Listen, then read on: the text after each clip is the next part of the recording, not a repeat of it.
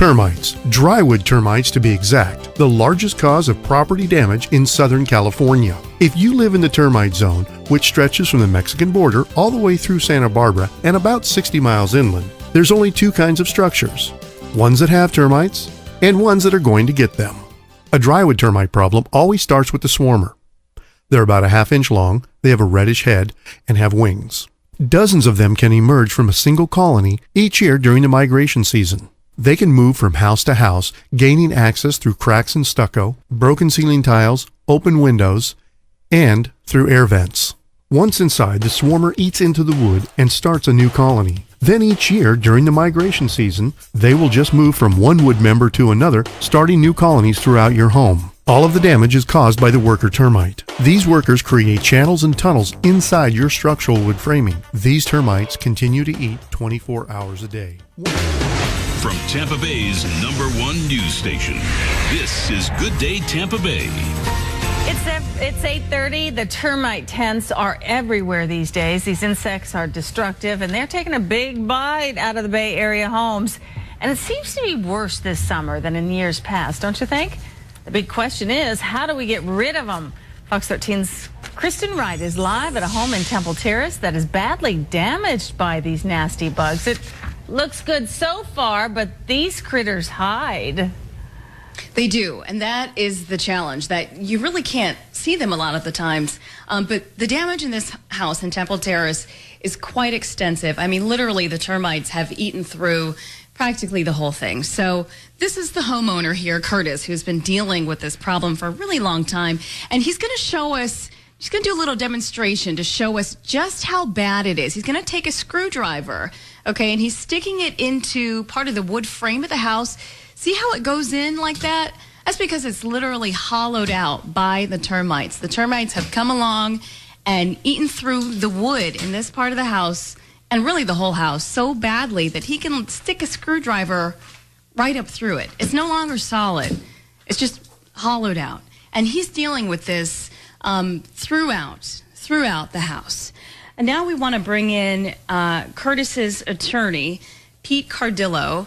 He specializes in termite cases, and it's really bad in Florida, right? It's really bad, yes. I mean, this is the epicenter of termite activity and termite damage.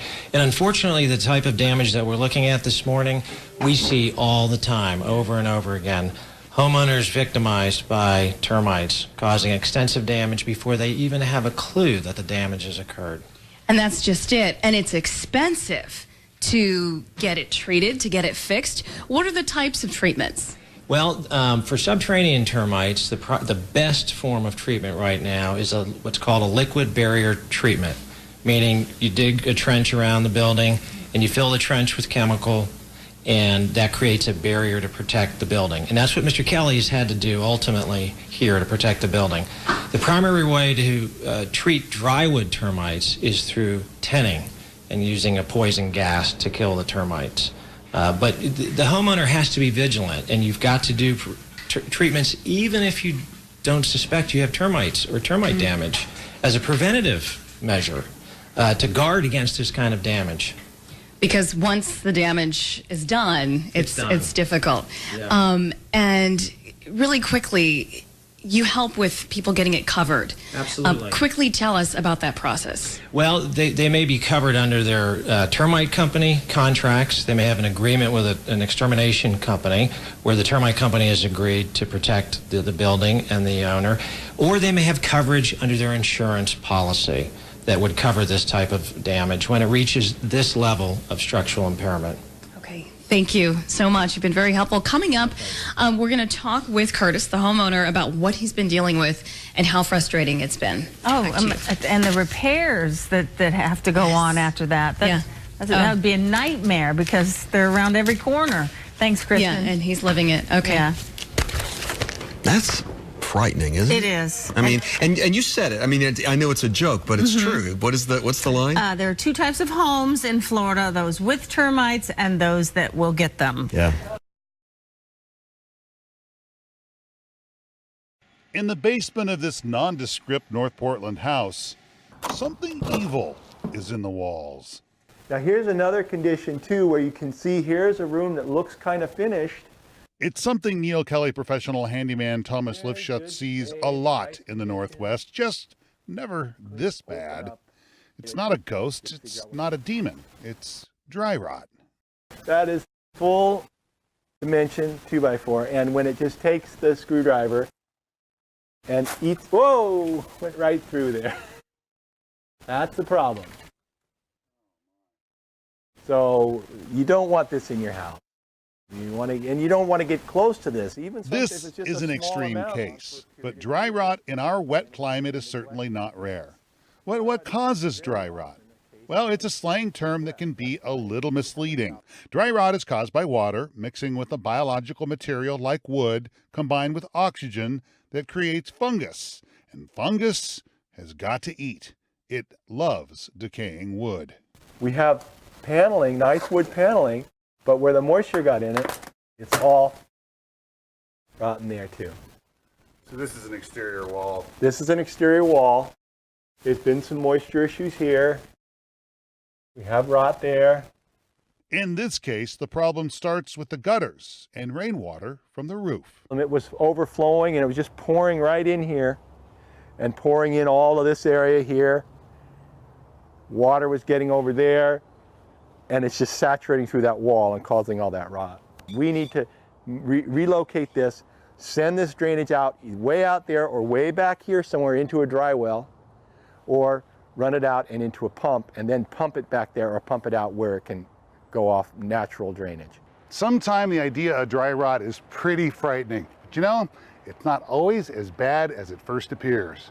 When we first encountered this Irvington neighborhood project, we discovered that the bathtub had been incorrectly sealed since the 1950s.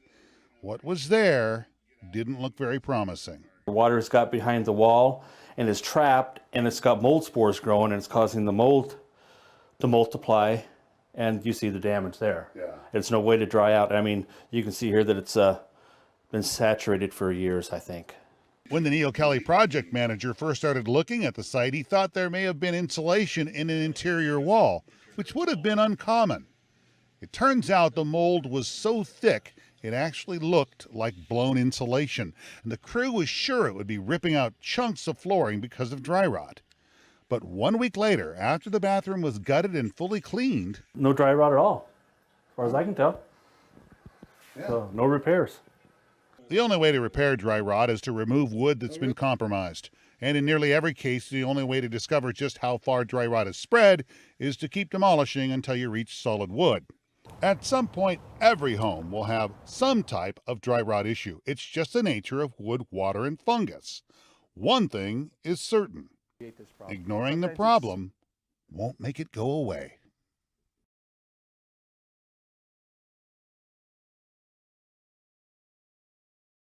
Andrea and Chris Fabry used to live in this beautiful 5,500 square foot home with their 9 kids and 2 dogs. They had it all. Chris, a successful Christian radio host and author, and the kids thriving at school, home, and church. But in 2007, they discovered mold in this bathroom. The Fabrys cut into the wall, accidentally releasing spores and setting off a series of health problems. They ranged from rashes to diabetes, and then worse. Chris Fabry remembers 11-year-old Reagan's constant vertigo. This was a child I had to literally carry to the bathroom so he could throw up. And no doctor would say, they would say, you can't have vertigo all the time. That's not possible.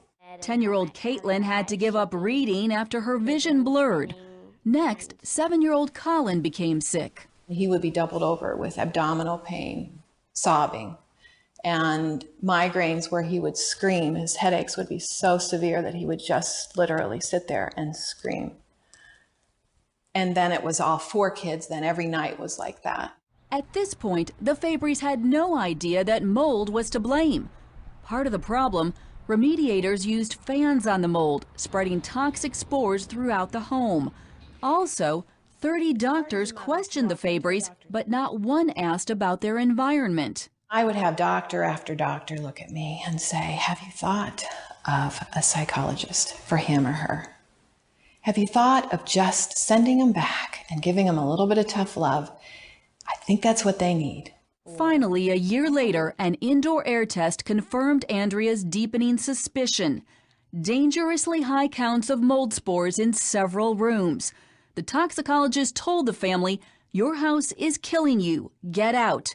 And so they left, leaving behind everything, even putting down their 2 dogs to prevent future contamination. It turns out that there's only a handful of doctors in the country who specialize in treating mold. And so the Fabrys decided to move to Arizona to seek the help of Dr. Michael Gray, who specializes in treating mold and practices in rural Benson, just south of Tucson. The Fabrys have had a pattern of illness that reflects what we've been seeing with other patients. Gray says urine tests confirmed high levels of toxins in all 11 family members. But he doesn't blame their doctors. He blames the medical system. It is an area that is not well taught, and it is not well recognized. Dr. David Jacobs is a former HUD director and now leads research for the National Center for Healthy Housing. We are still struggling to understand, which species of mold produce which specific health outcomes. Jacobs estimates that up to 25% of U.S. homes have a mold problem. It's a recognized hazard going all the way back to Bible times. In Leviticus 14, the Lord commands Moses and Aaron to follow up on mold complaints. The priest must go in and check it. He must look carefully at the mold that is on the walls. Today, the World Health Organization says exposure to toxic mold can hurt the cardiovascular and pulmonary systems and even lead to death. The Department of Defense calls one type of mold proven lethal agents in warfare.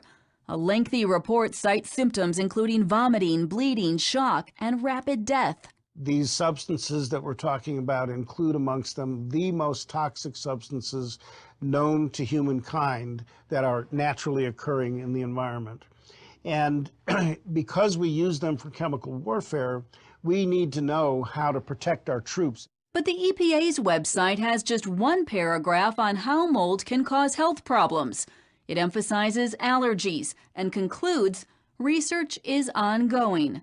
The trouble, says Jacobs, is Congress has failed to make mold a priority. There is no uniform training curricula that's out there that all the states can use and adapt.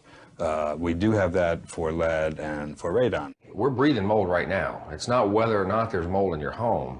It's just whether or not there's unsafe levels of mold in your home. David Collier's company cleans up mold. The key, he says, is keeping your home dry. There's a lot of opportunity for water to drip inside here, and it's a dark area. Areas to watch for: leaking pipes under sinks, water coming in around windows, and unventilated bathrooms. For the Fabrys, it's unknown if their Colorado home will ever be livable again. For now, they are simply trying to recover. The goal: healthy eating and avoiding public places which trigger newfound chemical sensitivities. Inspired to share what they've learned, Andrea is chronicling their journey on the web. We as people living in our homes don't know this. And I think we're going to wake up. I think it's coming, just like lead poisoning, tobacco. I want to get to the redemption side of this, but first tell me. Chris Fabry is hosting his radio show in a makeshift studio in their rental home. Off-air, he tackles mounting medical bills that insurance won't cover and is getting Reagan back on track with his new baseball team. We're together. My wife and I are closer than we've ever been. We have been able to go through this kind of tornado of the emotion, the roller coaster of the emotions and the loss, all of our stuff, and the dogs, and the illnesses of the kids. And we've really seen God work in all of that. It's a long road to full recovery for the Fabrys, but they're armed with the grace of God and now a better knowledge of what they're dealing with. That will help them recover and possibly wake more people up to the dangers of mold. Reporting in Arizona, Heather Sells, CBN News.